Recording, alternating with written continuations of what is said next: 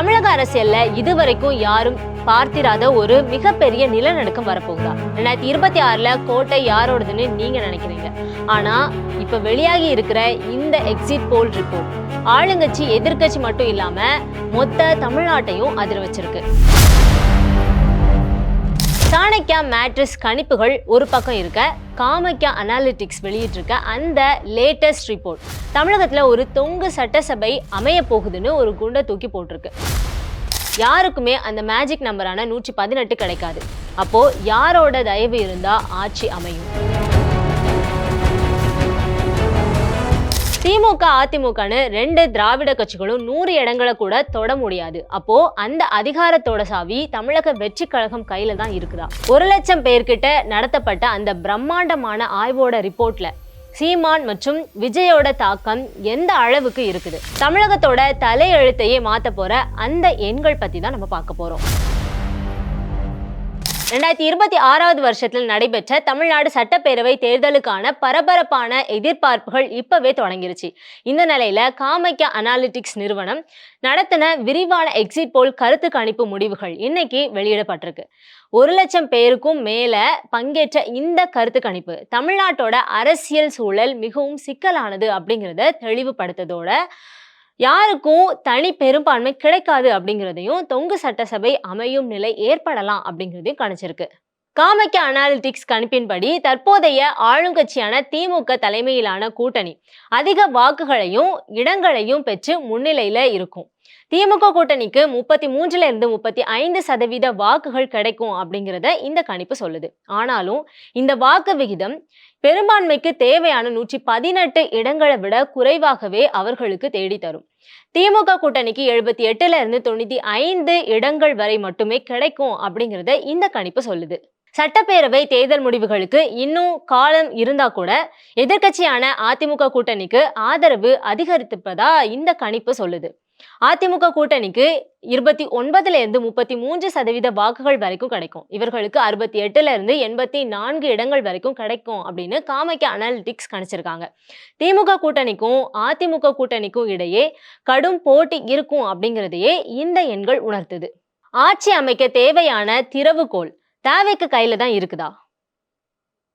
இந்த கருத்து கணிப்புல மிகவும் கவனிக்கப்பட வேண்டிய ஒரு அம்சம் புதிய அரசியல் சக்திகளோட எழுச்சி தான். குறிப்பா நடிகர் விஜய் தொடங்கி இருக்கிற கட்சி வியக்கத்தக்க அளவுல ஆதரவை பெற்றிருக்கு.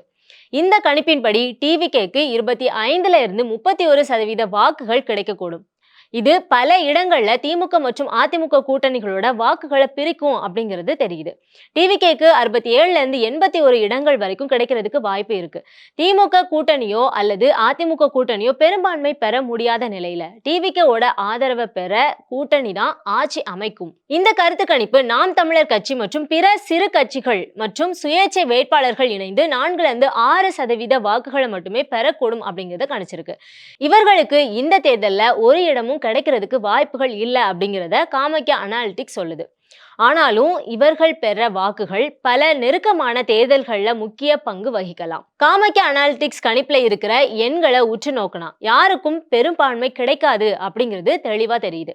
திமுக கூட்டணி மற்றும் அதிமுக கூட்டணி ரெண்டும் பெரும்பான்மைக்கு மிக அருகில் நெருங்க முடியுமே தவிர கடக்க முடியாது. அதே நேரத்துல டிவிகேவோட வாக்குகளை பொறுத்த வரைக்கும் அது அவர்களோட ஆதரவை பெறாத கட்சிக்கு ஆட்சியை கடினமாக்கும். 234 இடங்களை கொண்ட தமிழ்நாடு சட்டப்பேரவையில ஆட்சி அமைக்க 118 இடங்கள் தேவை. காமக்யா அனாலிட்டிக்ஸ் கணிப்பை பொறுத்த வரைக்கும் எந்த ஒரு தனி கூட்டணியும் இதை எட்ட முடியாத தொலைவுல தான் இருக்குது. திமுக கூட்டணி அதிகபட்சமா 95 இடங்களை பெறலாம். அதிமுக கூட்டணி 84 இடங்களையும் டிவிக்கு அதிகபட்சமா 81 இடங்களையும் பெறலாம். அதனால எந்த ஒரு கூட்டணியும் 118 இடங்களை பெறறதுக்கு வாய்ப்புகள் இல்லை. காமக்யா அனாலிட்டிக்ஸ் கருத்து கணிப்பு தமிழ்நாட்டுல அரசியல் களம் மிகவும் திறந்தே கிடக்குது அப்படிங்கிறத தெளிவா காட்டுது. திமுகவுக்கு முன்னிலை அப்படின்னா கூட அது பெரும்பான்மைக்கு போதுமானதா இல்லை. அதிமுகவுக்கும் பலமான போட்டியை கொடுக்குது. புதிய கட்சிகளோட எழுச்சியும் தேர்தலை மிகவும் சுவாரஸ்யமாக்குது. ஒட்டுமொத்தமா பார்க்கும்போது 2026வது வருஷ தமிழ்நாடு சட்டப்பேரவை தேர்தல் மிகவும் நெருக்கடியான ஒன்றாக இருக்கும் அப்படிங்கிறதும், எந்த ஒரு தனி கட்சியோ கூட்டணியோ பெரும்பான்மை பெறாது அப்படிங்கிறதும், அதன் மூலமா தொங்கு சட்டசபை அமையும் அப்படிங்கிறது தான் காமக்கியா அனாலிட்டிக்ஸ் நிறுவனத்தோட இந்த விரிவான கருத்து கணிப்பு தர முக்கியமான ஒரு செய்தி. கடைசியா இந்த காமக்கியா அனாலிட்டிக்ஸ் கணிப்புகளை பார்த்தா தமிழக அரசியல் வரலாறு காணாத ஒரு சூழலை நோக்கி போயிட்டு இருக்குது அப்படிங்கிறது நமக்கு தெளிவாவே தெரியுது. 2026ல யார் ராஜா அப்படிங்கிற கேள்விக்கு நம்ம யாரோட தயவு வேணும் அப்படிங்கிற கேள்விதான் இங்க முன்னாடி நிக்குது. திமுக மற்றும் அதிமுகன்னு 2 பேருமே 100 இடங்களை கூட தாண்ட முடியாது அப்படிங்கிற இந்த கணிப்பு சொல்றது உண்மையிலேயே திராவிட அரசியலுக்கு விடப்பட்ட ஒரு மிகப்பெரிய எச்சரிக்கையா, அல்லது இந்த தொங்கு சட்டசபை அப்படிங்கிற சூழலை தான் தமிழ்நாடு விரும்புதா? இந்த இடத்துல தான் டிவிகே விஜய் அவர்களோட தமிழக வெற்றி கழகம் ஒரு மிகப்பெரிய கிங் மேக்கரா உருவெடுத்திருக்காங்க. 81 இடங்கள் வரைக்கும் விஜய் கட்சி ஜெயிக்க வாய்ப்பு இருக்குதுன்னு இந்த கணிப்பு சொல்றது உண்மையாவே நடந்தா தமிழ்நாட்டோட அடுத்த முதலமைச்சர் யாரு அப்படிங்கிறத தீர்மானிக்கிற திறவுகோல் கண்டிப்பா விஜய் கையில தான் இருக்கும். கூட்டணி ஆட்சி அமையுமா அல்லது குதிரை பேரம் நடக்குமா? இப்படி எக்கச்சக்கமான கேள்விகள் இப்போ மக்கள் மனசுல ஓடிட்டு இருக்கு.